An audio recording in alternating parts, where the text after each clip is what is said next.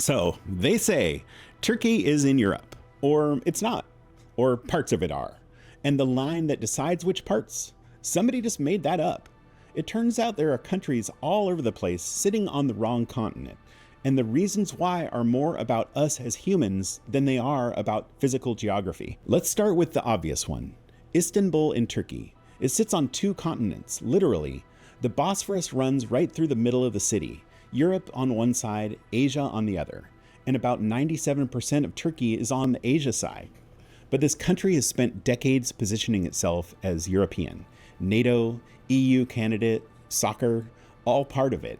And here's the part that really gets me. That line between Europe and Asia isn't a real thing like an ocean. It's a convention.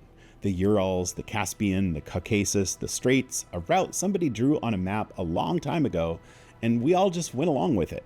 Then there's Egypt. You ask anybody what continent Egypt is on, and they say Africa, no hesitation. But look at the Sinai Peninsula for a second. That whole chunk is east of the Suez Canal, hanging off the Asian landmass. So physically, part of Egypt is in Asia. And this one's not even arbitrary. There's actual water in the way. But nobody thinks of Egypt as an Asian country, not even a little. Because, and I'm here to tell you, continents aren't really about geography. They're actually about the stories we tell ourselves. Quick quiz. Panama. Is that North America or South America? It's North America.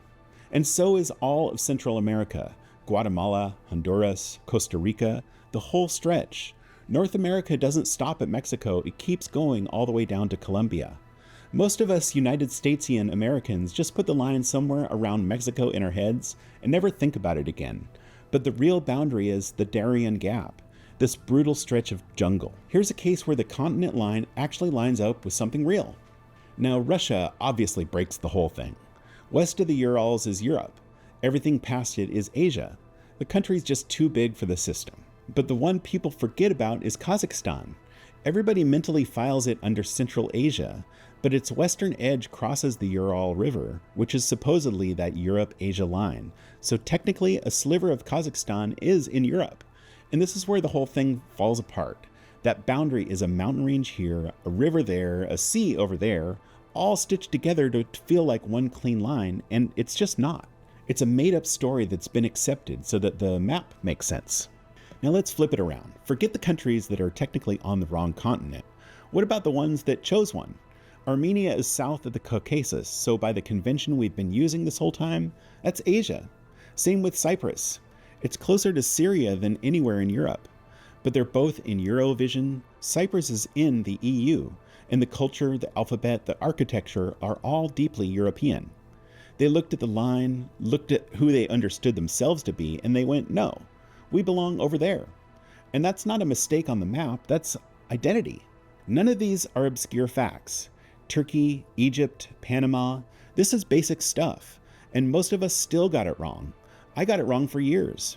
It's not because we're not smart, it's because somebody handed us this simplified version of the world back in 4th grade, and nothing in our lives ever made us go back and look again. So that feeling you might have right now, that little, wait, what else have I been wrong about?